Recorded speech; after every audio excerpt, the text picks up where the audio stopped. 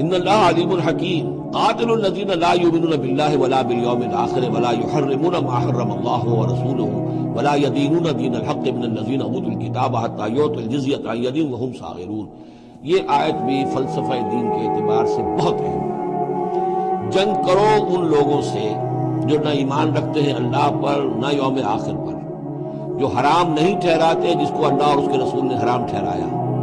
اور نہ قبول کرتے ہیں دین حق کی تابع داری من الذین اوتوا الکتاب، ان لوگوں میں سے کہ جن کو کتاب دی گئی تھی، حتی یعطوا الجزیۃ عن ید وہم صاغرون، یہاں تک کہ وہ اپنے ہاتھ سے جزیہ پیش کریں اور چھوٹے ہو جائیں، نیچے رہے، تابع ہو جائیں۔ یہ فرق ہے جو کیا گیا ہے۔ مشرکین عرب کے لیے تو کوئی آپشن نہیں تھا، یا ایمان لاؤ یا گردن مار دی جائے گی، اس لیے کہ ان میں سے تھے حضور صلی اللہ علیہ وسلم، ان پر اتمام حجت بدرجہ آخر ہو گیا۔ لیکن یہ کہ باقی لوگوں کے لیے، نصارہ اور یہود کے لیے بھی اسی کتاب بقیہ پوری نوع انسانی ہے، تمام انسان، پھر فارس کے لوگ تھے یا ہندوستان کے لوگ تھے یا اور تھے، ان سب کے لیے قانون یہی رہا ہے۔ کسی کے لیے یہ چیلنج نہیں ہے کہ تم یا ایمان لاؤ یا قتل کر دیے جاؤ گے، اس کے بعد کسی کے لیے نہیں۔ یہ خاص وقت تھا اس قوم کے لیے اس عذاب کا کہ جس قوم نے ایک رسول کی دعوت کو رد کیا تھا۔ اب اس کے بعد کوئی رسول ہے بھی نہیں،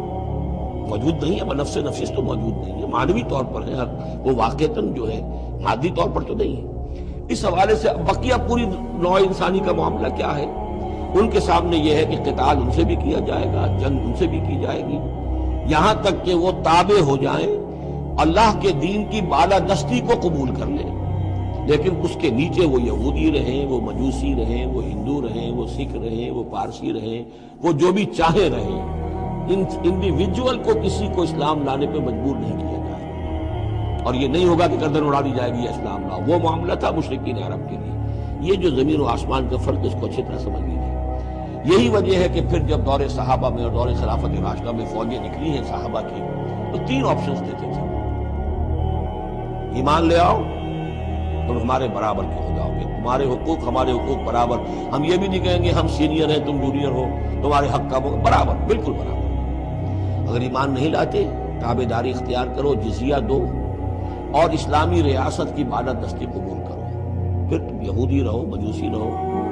عیسائی رہو، نصرانی رہو، جو چاہو، ہندو رہو، بدھ مت رہو، جو چاہو۔ اگر یہ بھی نہیں گوارا، گویا کہ تم باطل کے نظام کو قائم رکھنا چاہتے ہو، تو پھر تیسرا آلٹرنیٹو تلوار آئے گی میرے اور ہمارے تمہارے درمیان فیصلہ کرے گی، آ جاؤ میدان جنگ میں۔ 3 آپشنز۔ ان کے لیے، مشرکین عرب کے لیے بھی 3 آپشن بن گئے تھے 2 ہی، یا ایمان لاؤ یا قتل کر دیے جاؤ گے۔ تیسرا آپشن یہ تھا کہ جزیرہ نما عرب چھوڑ کر جہاں چاہو بھاگ جاؤ، یہاں نہیں رہ سکتے، لیکن یہ اس میں امپلائڈ تھا نہیں، کلیئر نہیں تھا، اسپیلڈ آؤٹ نہیں تھا۔ لیکن ان کے لیے یہ دوسرا آپشن تھا: قاتل الذین لا یؤمنون باللہ، قتال کرو ان سے جو ایمان نہیں رکھتے اللہ پر